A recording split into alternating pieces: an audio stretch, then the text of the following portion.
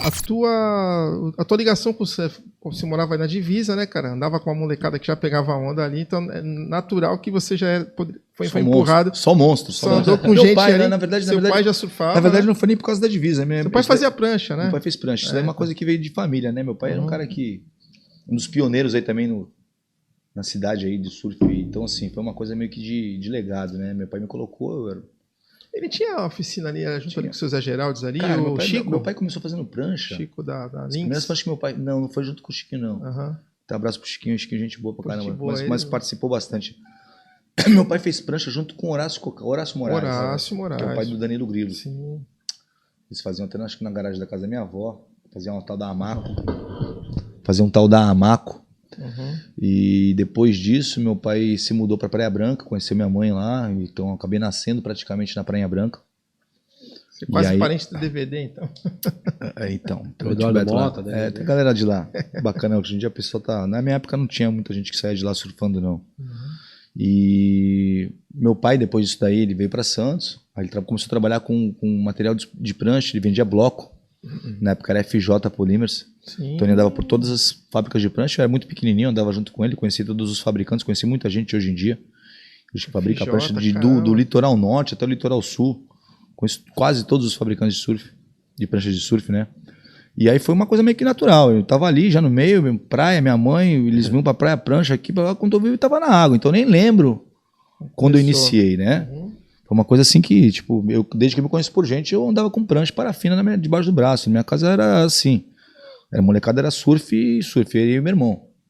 Aí minha mãe levava a gente pros campeonatos quando era um pivetinho. Ah, é da hora, mano. E aí você acabou tentando ir pra competição, né, Tuca? Então, aí... Como é que te descobriu? Teu próprio pai que olhou ou não? Outro cara, eu tem um talento em casa aí. Eu comecei a pegar onda, né? E aí esse lance de campeonato foi uma coisa meio que natural. Quando a gente foi ver, eu já tava indo pros campeonatinhos aqui por perto. Eu lembro o primeiro campeonato que eu me inscrevi até hoje. Cara, eu lembro da sensação, assim, muito... Cara, na época teve um tal de Poliopoint, cara. Poliopoint, nossa. Cara, um campeonato Poliopoint. Tinha até um bagulho bandeira do Brasil, Estados Unidos, um negócio assim. Foi um maluco aí que apareceu na época aí, fazendo os campeonatos. Aí eu me inscrevi na primeira competição. Eu lembro que eu me inscrevi nesse campeonato, eu não fui, cara. Acabei dando WO. Mas me deixou com muita vontade, porque foi um campeonato que rolou aqui no Quebra-Mar. Aí depois eu comecei a correr uns campeonatinhos da UNCS, da União Natural Clube de Surf aqui de Santos. Aí fui rolando, né? Campeonato de perto, assim. Sim. Aí a gente brincava muito de competição. Que hoje seria como se fosse surf treinos, né? Aí eu comecei a brincar muito de competição com a molecada. Então, assim, foi meio que... A gente foi lá brincando de pegar onda, aí vamos fazer um campeonatinho, daqui a pouco vai outro, não tem um campeonatinho ali, como eu fui ver. Já tava indo competir os Lightning Bolt, os Natural Art.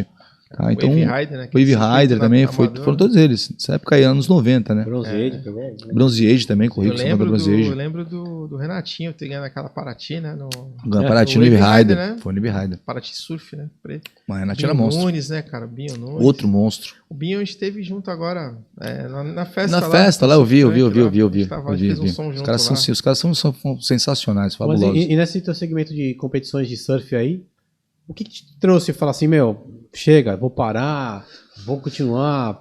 Cara, não foi nada assim, né, que nem agudo, né, uma coisa de traumática, não. Eu comecei a ficar mais velho, né, me questionei algumas coisas, por exemplo, poxa, tinha uma certa idade aí, 17, 18 anos aí, o pessoal já com 2, 3 temporadas no Havaí, não tinha ido uma vez, e assim, deu um misto de frustração e saco cheio, sabe, tipo, vou fazer outras coisas, tem outras coisas.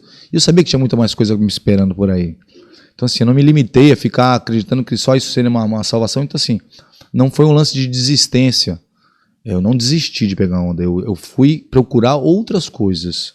Tanto que o surf está comigo até hoje. Você tinha patrocínio, citamos aqui a Badlands, tinha mais outros apoios?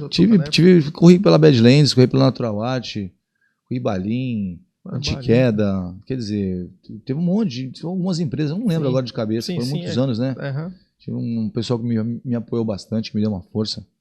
Isso aí que você está falando é legal, porque assim, a gente vê muito até no futebol. Tu vê assim, tem gente que começou a jogar, tal, o cara tá tentando uma carreira profissional, só que chegou uma determinada fase da vida do cara que ele olhou e falou, cara, tenho talento, consigo, mas não vai dar, eu vou para outro caminho. Eu não disse nem que nem pensei que não ia dar, porque eu tinha muito talento, sabe? Eu sei que eu tinha uma capacidade muito boa. Eu só desisti de falar, não é que se eu continuasse, talvez, eu insistisse, eu já tinha tudo que eu precisava. A gente também não... Eu tinha uma condição boa para poder competir, até porque não como ter dinheiro, né? Mas eu tinha quem fizesse minhas pranchas, eu tinha um patrocínio para competir se eu quisesse. Então, assim, eu fiquei meio que tipo, poxa, será que eu não preciso ver outras coisas aí? Será que é só isso que eu tenho no mundo para mim? Foi uma coisa que se limitar. Eu me limitei, né? Era o único mundo que eu conhecia, na verdade. Porque, tu vê, meu pai era do esporte, então, era do surf. Então eu acabei crescendo nisso e chegou uma hora que eu questionei o que tem mais por aí para mim que de repente eu posso procurar para ser feliz, né, cara? Então, assim, eu não me arrependo de ter interrompido isso, porque eu conheci outras coisas. Se fosse hoje o que eu tinha naquela época, com certeza eu tinha uma remuneração para poder sobreviver ou viver disso, né, cara? Então, assim, hoje eu vejo os meninos que são bons, assim, os meninos têm uma condição legal. O patrocinador deles faz questão de botar um moleque lá e deixar bem assessorado. E tem muita gente hoje em dia... E não só a parte financeira, mas rodagem de praia diferente, pagar pro cara pegar onda em outra... hoje tem psicólogo, nutricionista... Não, é toda uma estrutura... Isso aí sempre teve, né, cara? Que assim, hoje em dia tá muito mais profissional estruturado, a coisa. Muito mais profissional. Dá pra ver que o molecada hoje em dia já sabe, eles já têm outros ídolos, né? Os nossos ídolos eram pessoas que estavam distantes da gente, muito longe. Eu gostava do surfista australiano, americano... Tipo, você vai ver o cara sem contato, tipo, quando eu era novo, esse Slater, comecei a escutar do Slater, eu tinha 16, 14, 16, 15 anos, por aí, essa idade. Já você ouviu falar no moleque, o cara destruindo. Cara, ele é um pouco bem mais velho que eu, tem 40, 50 anos agora, né? São 4 anos mais velho que eu. Eu tinha 14 anos. Comecei a ouvir do cara. Fala, tipo, pô, tu vê, o cara tá longe da gente. E a molecada hoje em dia tem os ídolos deles aqui do lado. O cara cresce vendo o cara que é campeão mundial na porta da casa dele, entendeu? Então, assim, nem imaginava acontecer um negócio desse. E não tinha nem imagens, né? E o resgate do orgulho, talvez, eu acho que se deu mais, né? Na época você falou, o modelo que a gente tinha os locais, né? Os nossos ídolos aqui nacionais, mas você citou aí, pô, tinha os australianos, que os caras detonavam também e tudo mais. Só que aí com a entrada do Fabinho e do Teco no circuito mundial, parece que deu uma... então a gente resgatou um orgulho o que a gente de via novo, mesmo, né? O que a gente via mesmo é que os caras estavam num outro mundo, né? Tipo, eles eram alienígena pra gente. Aí, sim. Pô. O cara tava lá, já ganhando em dólar, vivendo disso, e a gente tinha aqui, aí você tinha aí os caras que a gente tinha de conhecimento aqui no Brasil, que eram surfistas picuruta, sabe? Os caras são muito bons, mas você via que era uma coisa assim, que ainda tava muito engatinhando perto do que é hoje, né? Porque eu vejo, minha visão da época. Fabinho e o Teco foram os dois caras que chegaram, que apresentaram mesmo, falaram assim, olha, gente, dá pra ir. Tem uns caras aqui que estão chegando melhor. Então já estão chegando um pouco mais perto. Foi que a galera começou a falar, pô, peraí. Um caminho ali, né? Acho que dá, né, cara? Porque, assim, quando você não sabe que é impossível, você vai lá fazendo, né? O próprio Picuru também, se ele tivesse tido... Em outra época também. Exatamente. Em outra época, foi uma época diferente, né? Essa injeção de grana, de estrutura por trás, pra poder fazer, eu acho que ele já teria sido campeão mundial. Com certeza. O Brasil já teria outros campeões também, não só ele. O lance nosso atrás foi econômico, né, cara? A gente tinha uma outra situação, né? Sim.